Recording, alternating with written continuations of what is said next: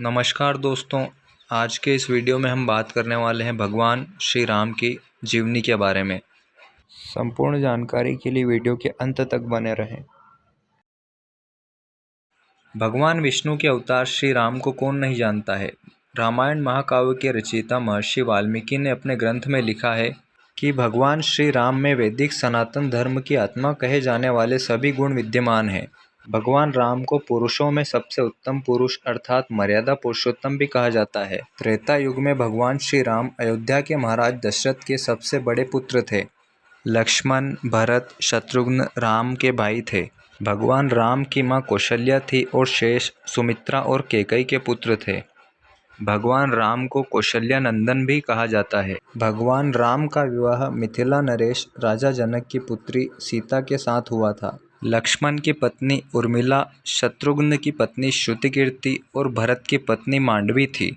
विवाह के पश्चात भगवान राम को राजा दशरथ ने रानी कैकेयी के कहने पर 14 वर्ष के लिए वनवास भेज दिया था, क्योंकि एक वचन के अनुसार कैकेयी राजा दशरथ से कुछ भी मांग सकती थी।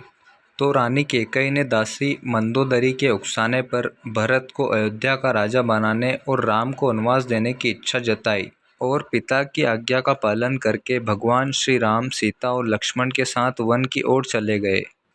ब्रह्मा, विष्णु तथा महेश में से भगवान विष्णु ने संसार की भलाई के लिए कई अवतार लिए हैं।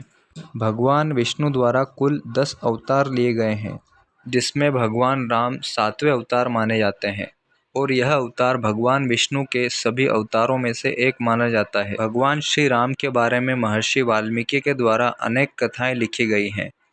महर्षि वाल्मीकि के अलावा प्रसिद्ध महाकवि तुलसीदास जी ने भी श्री राम के महत्व को लोगों को समझाया है। भगवान राम ने ऐसे कई कार्य किए हैं जिसने हिंदू धर्म को एक गौरवमय इतिहास प्रदान किया है। भगवान विष्णु ने राम बनकर असुरों का संहार करने के लिए पृथ्वी पर जन्म लिया। भगवान श्री राम ने मातृ पितृ भक्ति के चलते पिता दशरथ के एक आदेश पर 14 वर्ष तक वनवास बिताया।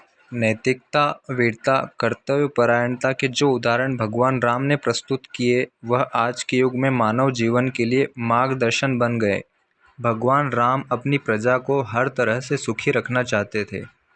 उनकी धारणा थी कि जिस राजा के शासन में प्रजा दुखी रहती है, वह राजा नरक भोगी होता है।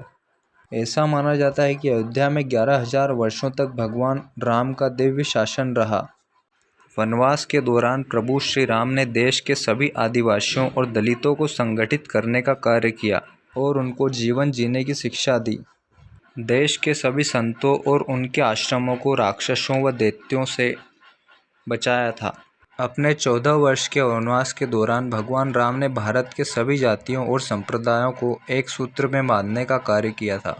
चित्रकूट में रहकर भी उन्होंने धर्म और कर्म की शिक्षा व दीक्षा ली। भगवान राम ने भारत भर में भ्रमण कर भारतीय आदिवासी जनजाति, पहाड़ी और समुद्री लोगों के बीच सत्य, प्रेम, मर्यादा और सेवा का संदेश फैलाया।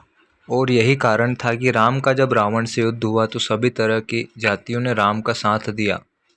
भगवान राम कहते हैं कि पृथ्वी लोक एक ऐसा लोक है जहां जो भी आता है उसे एक दिन वापस लौटना ही होता है। ठीक इसी तरह श्री राम भी अपना मानवीय रूप त्याग कर अपने वास्तविक स्वरूप विष्णु रूप धारण करके बैकुंठ चले गए।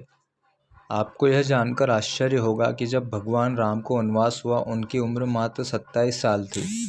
लव और कुश राम और सीता के 2 जुड़वा बेटे थे। भगवान राम और रावण के युद्ध के समय इंद्र देवता ने दिव्य रथ भेजा था, जिसे विजय रथ भी कहा जाता है। इसी प्रकार के धार्मिक वीडियो अपडेट्स पाने के लिए चैनल के साथ सदैव बने रहें और कमेंट बॉक्स में जय श्री राम लिखना ना भूलें।